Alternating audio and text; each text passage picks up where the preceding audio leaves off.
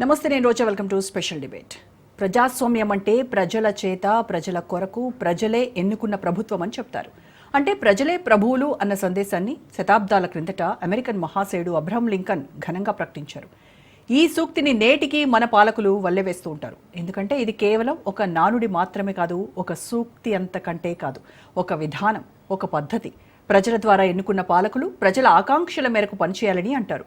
కానీ పాలకులు మాత్రం ఆ ఊసే మర్చిపోతారు.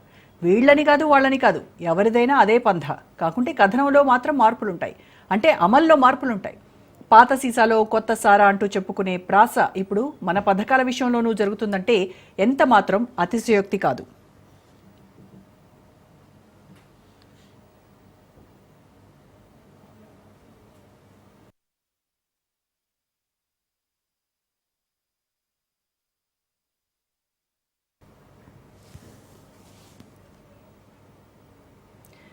ప్రభుత్వ సంకల్పాన్ని ఖచ్చితంగా హర్షించాల్సిందే. ప్రజల కోసం ప్రజా సభలు పెట్టి లబ్ధిదారులను ఎంపిక చేయడం అన్నది ప్రజాస్వామ్య స్ఫూర్తికి నిలువుటద్దం.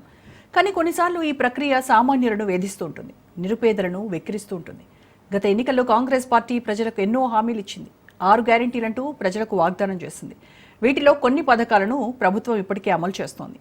అయితే కొన్ని పథకాల అమలుకు ఆర్థిక ఇబ్బందులు ఎదురవుతున్నాయి. అయినప్పటికీ ఇచ్చిన హామీలను అమలు చేస్తున్నామని రేవంత్ సర్కార్ ఘనంగా ప్రకటించుకుంటోంది.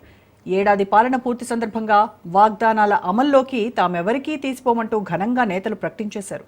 కానీ ఇప్పుడు గ్రామ సభల్లో ప్రజలు అధికారులపై తిరగబడేలా సీన్ మారింది. రాష్ట్రంలోని అనేక గ్రామ సభల్లో రచ్చ జరుగుతోంది. పథకాల అర్హులను ఎంపిక చేసే ప్రక్రియ వివాదాస్పదమవుతోంది. జనం ఆగ్రహావేశాలతో ఊగిపోతున్నారు. గ్రామ సభల్లోని అర్హులైన లబ్ధిదారుల పేర్లను ప్రకటిస్తుంటే తమ పేర్లు లేకపోవడాన్ని జీర్ణించుకోలేకపోతున్నారు. అనర్హులకు పథకాలు ఇస్తున్నారని, సొంత పార్టీ వారికే సంక్షేమ పథకాలు దక్కేలా నేతలు ప్రయత్నిస్తున్నారన్న ఆరోపణలు వెల్లువెత్తుతున్నాయి.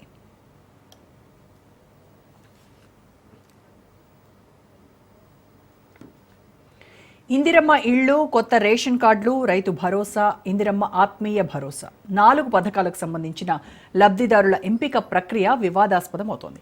ఈ నెల 26 నుంచే లబ్ధిదారులకు మేలు కలిగేలా ప్రభుత్వం చర్యలు చేపడుతుండటంతో ఆవేశకావేశాలు ఎక్కువవుతున్నాయి.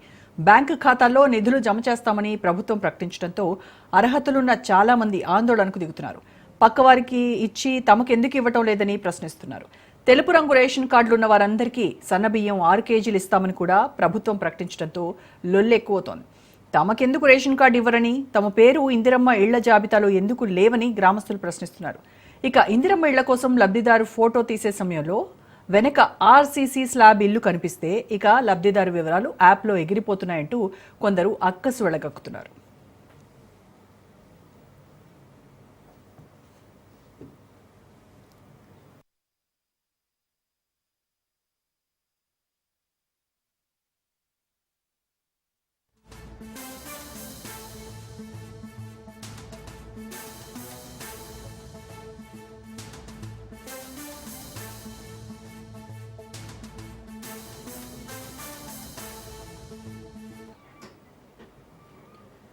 అటు గ్రామ సభల్లో గొడవలపై ప్రభుత్వం అలర్ట్ అయింది. ప్రతిపక్షాలు కావాలనే గొడవలు సృష్టిస్తున్నాయని మంత్రులు మండిపడుతున్నారు.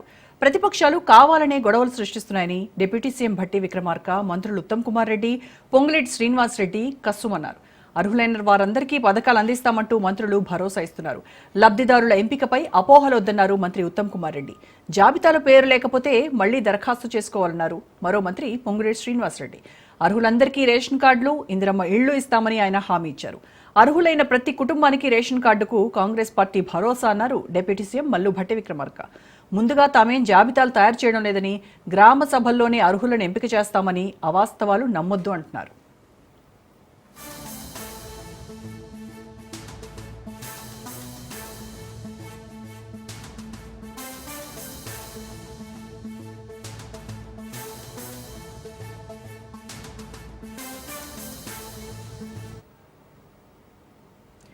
అయితే విపక్షాలు మాత్రం ప్రభుత్వ తీరును ప్రశ్నిస్తున్నాయి. కాంగ్రెస్ తీరును పల్లెలు ఎండగడుతున్నాయన్నారు మాజీ మంత్రులు హరీష్ రావు, కేటీఆర్.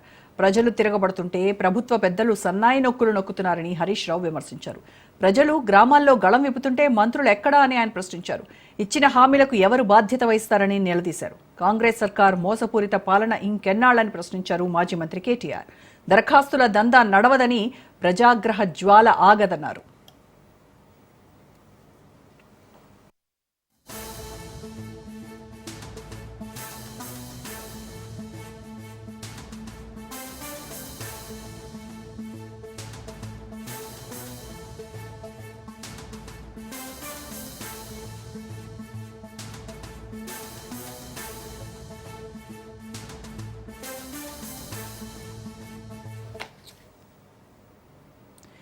రైట్. గ్రామాన జరుగుతున్నటువంటి గ్రామ సభల్లో ప్రజలందరూ కూడా కాంగ్రెస్ ప్రభుత్వాన్ని నిలదీస్తూ ఉన్నారు.